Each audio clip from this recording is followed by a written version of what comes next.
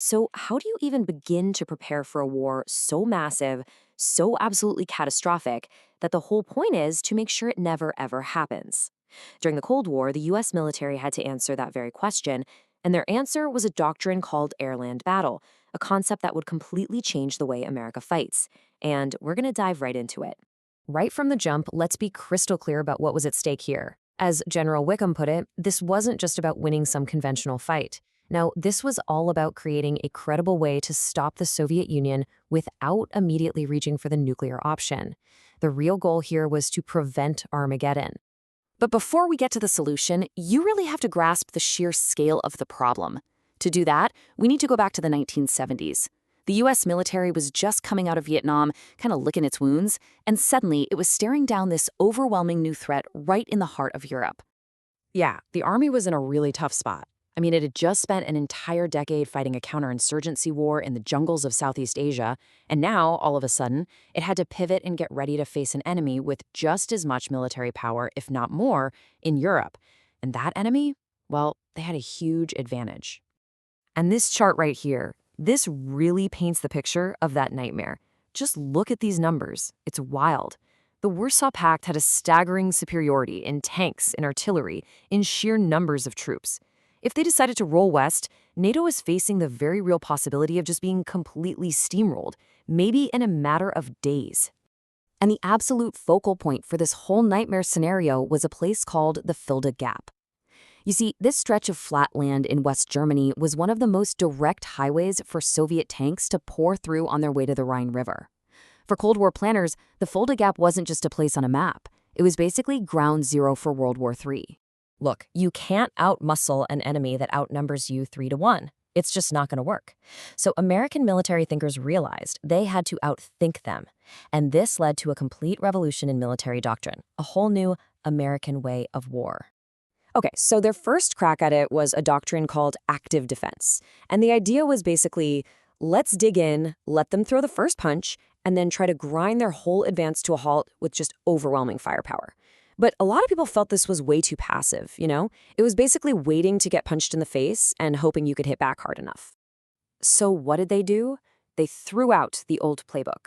And the new concept, which became official in 1982, was AirLand Battle. And its core idea was totally radical for the time.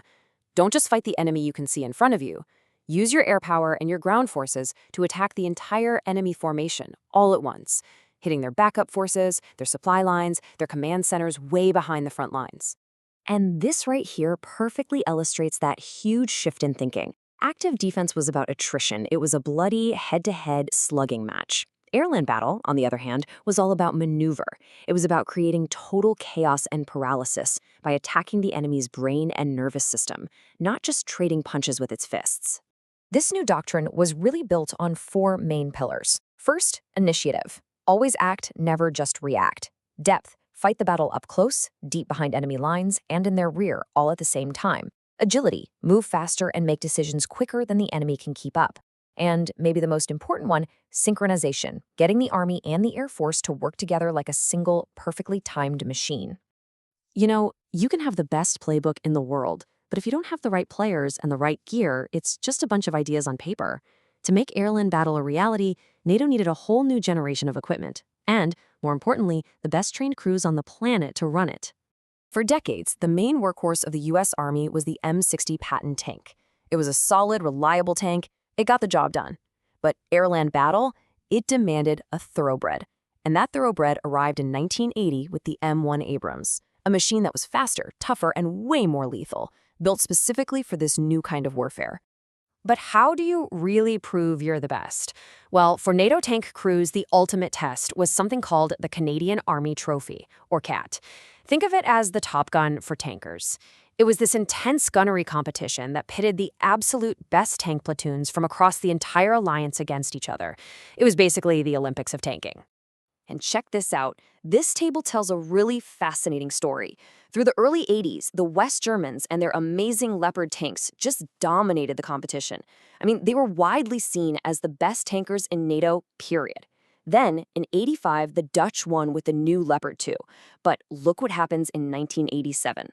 The Americans show up with their new M1 Abrams, and they take first place. This was a huge deal. It was this very public proof that the new American tank, with crews trained in this new aggressive doctrine, could beat the best of the best. The steel fist was finally ready for a fight. But here's the crazy twist in the story. The Great War in Europe, it never happened. The Fulda Gap is still just peaceful farmland. Instead, the doctrine, the tanks, and the soldiers who trained for a war in the forests of Germany were about to face their first real test in the deserts of the Middle East. In 1991, after Iraq invaded Kuwait, the U.S. sent a massive force to the Persian Gulf. And this was it, the first real-world test of air-land battle concepts. But everything was different. The environment was different. The enemy was different. It was nothing like what the doctrine was originally designed for. And the battle plan, drawn up by General Norman Schwarzkopf, wasn't exactly pure air-land battle. Instead of that synchronized attack we talked about, he planned a phased campaign. First, a weeks-long air war to take apart the Iraqi military from the sky. Then, after they were softened up, he'd launch the massive ground attack. Now, while the new M1 Abrams performed like a rock star, here's a detail that really proves the power of the entire system. U.S. Marines, who were using the older M60A3 tanks, but with upgraded thermal sights, achieved an absolutely mind-blowing kill ratio. 100 Iraqi tanks destroyed for the loss of just one M60. It proved that superior training and technology could make almost any platform dominant. But this phased approach, well, it did create a little bit of drama. The ground commanders, who were all steeped in air-land battle, were screaming for air power to support their advance. Meanwhile, the Air Force commanders were more focused on their own strategic air campaign. That perfect harmony imagined in the doctrine, it turned out to be a lot messier in a real war. So you might be thinking, if the doctrine was never really used exactly as it was designed in the war it was designed for, what's its legacy? Well, it turns out the echoes of air-land battle have been shaping the U.S. military for decades since. The impacts are just profound. The idea of striking deep into the enemy's territory is now just baked into the DNA of American warfighting. The absolute need for the Army and Air Force to work together became gospel. It really laid the foundation for all the modern joint operations we see today, and it absolutely cemented the belief that superior tech and superior training are the keys to victory. Now, let's be real. That perfect, cooperative, kumbaya spirit of the 80s, it didn't last forever. The usual rivalries between the services came back, but the core ideas of air-land battle were just too powerful to go away. They were adapted, they evolved, and they influenced how the U.S. fought in every single conflict that followed. Which brings us to one last, really critical question. Air-land battle was designed to solve one very specific, very scary problem: a massive Soviet invasion of Europe. So what's the Fulda Gap problem of today? Is it a fight over a strait in the Pacific? Is it a massive cyber attack that shuts down the country? Or a new competitor in space? And maybe most importantly, what new revolutionary playbook is being written in secret right now to solve it?